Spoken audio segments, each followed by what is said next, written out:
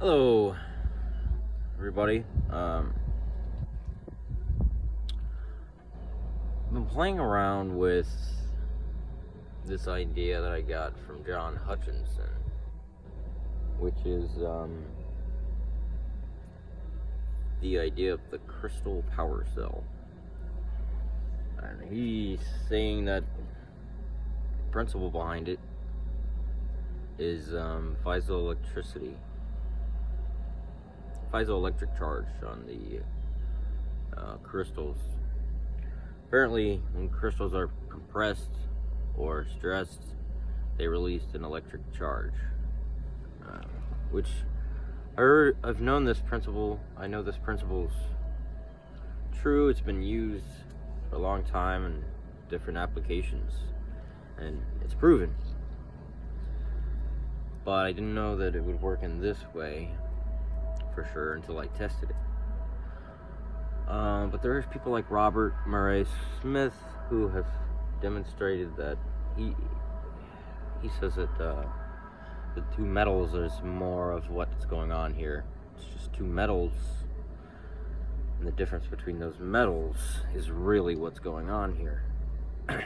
Nothing to do with the piezoelectric. Whether that's true or not,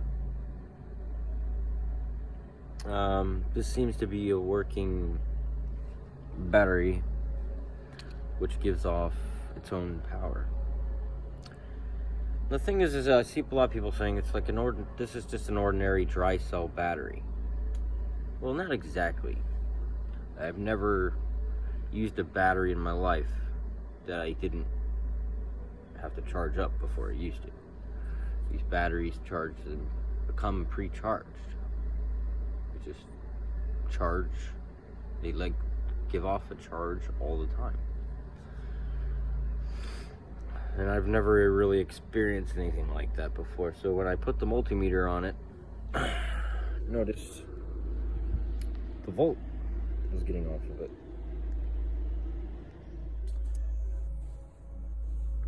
And this is the crystal battery. This is the crystal power cell. And I threw this together in like maybe 20 minutes. Just put the copper pipe over I guess it's zinc plated, some sort of zinc plated steel. I guess you could use aluminum, magnesium, all kinds of things, but basically two dissimilar metals. And what I did is I found this coupler that's a little bit thinner diameter. And what you do, I actually fit this over it. Can't really fit it in there now, but before the crystals were in there, I fit this over, and I was able to pack the crystals down with this copper. So I don't know if you can see it, probably can't, but there's crystals packed pretty tightly down in there. Now, usually people will melt and cook down the crystals down to a liquid, let it cool in there. And Hutchison actually found that while it's cooling, if you apply energy to the post here, it will actually help them arrange themselves better in there and guard against overheating or anything like that. So anyways, I just had to see it for myself so that I could continue with my ultimate goal, which is I want to make a crystal cell out of these, which gets about 12 volts or so. So I basically would have to have about 12 of these in series, or something close to that. This is giving off about 1 volt.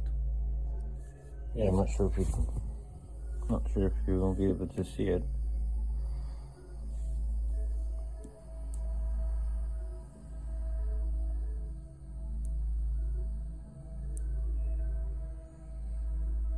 But yeah, there's the volt.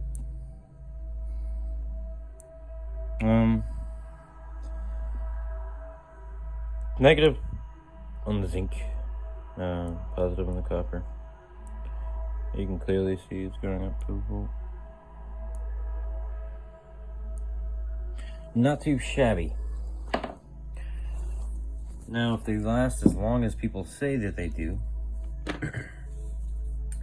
and I should have a working battery that gives off, once I wire these in series, should have a battery that gives off 12 volts all the time for many years, for about $10 worth of material.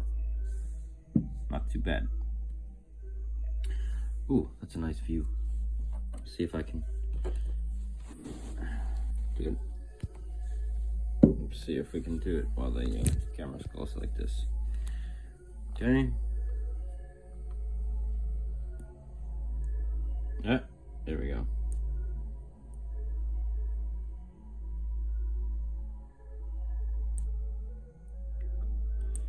Yeah, you can clearly see. All right. So what? I'll have to probably make another video that's easier to see with a digital multimeter, but so far it's not too bad. And I'll keep you posted on my next project, which is to wire these in series and get a series circuit with these that basically use each one of these as a cell and a 12-volt battery, which would be these wired in series almost as if it's a giant battery, and these are the cells. So this will be one cell, and each cell will give off a volt. So I'll keep you posted. Cheers, my friends.